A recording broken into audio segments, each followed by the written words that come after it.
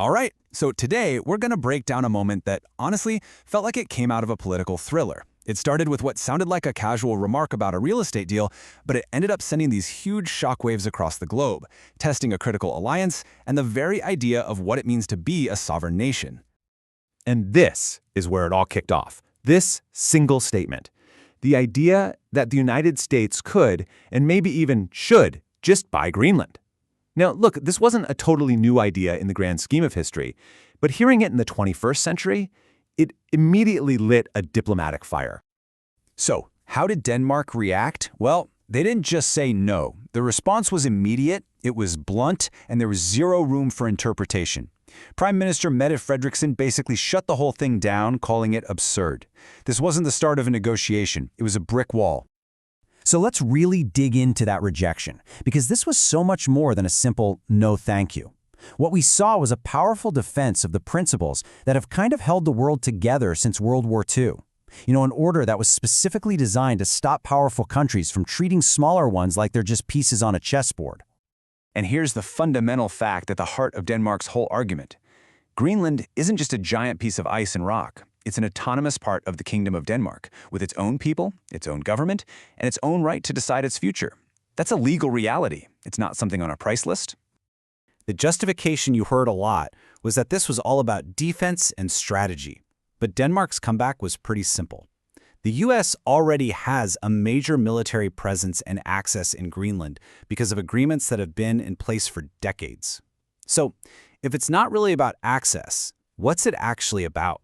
And that question, that's where you realize this whole episode was about so much more than just an island, no matter how big or strategically important it is. This was about the fundamental rules of the road, for how countries are supposed to treat each other. At the absolute core of it all is this one big idea: sovereignty. It's the right of a country to run itself, to make its own decisions without some outside power trying to bully it or, buy it. So Denmark's rejection wasn't just about Denmark. It was a defense of its own sovereignty and of Greenland's right to self-determination. But the threat was seen as going even deeper than that. This wasn't just a challenge to one nation.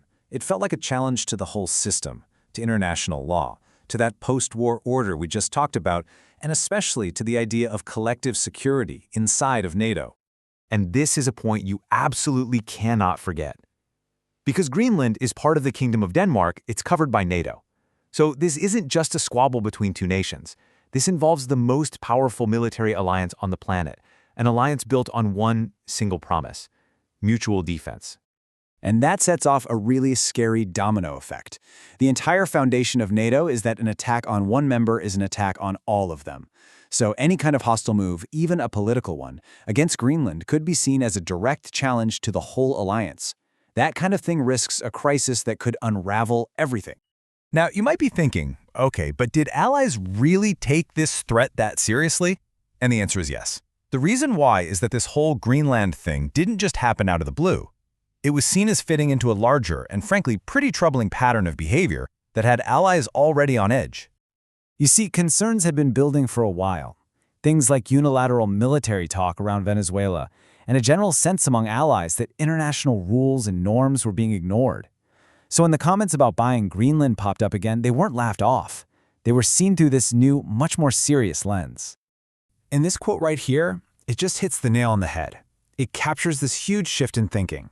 Allies had stopped just brushing off rhetoric as just talk. They were starting to take it literally, because recent actions suggested that words could and would be followed up by action. So, if you throw out the arguments about strategic necessity and defense because they don't really hold up, what are you left with? Well, the conclusion from the source is that this was about something much simpler. It was about power, and it was about control. Which brings us to the final, really unsettling takeaway from this whole affair. It leaves us with a lingering question, and it's a question aimed not just at the White House at the time, but at the entire American political system. I mean, this phrase from the source just says it all, doesn't it? It perfectly sums up Denmark's unshakable position. It's not just rejecting an offer, it's rejecting the entire mindset behind the offer. It's a pure, powerful declaration of sovereignty. So in the end, the real issue isn't whether a line was crossed. It's pretty clear it was. The much bigger question that this whole episode left hanging in the air is about the future. Are there checks and balances in Washington strong enough to stop this kind of thing before it does permanent, irreversible damage to alliances and to international stability? At the time, that was a question with no clear answer.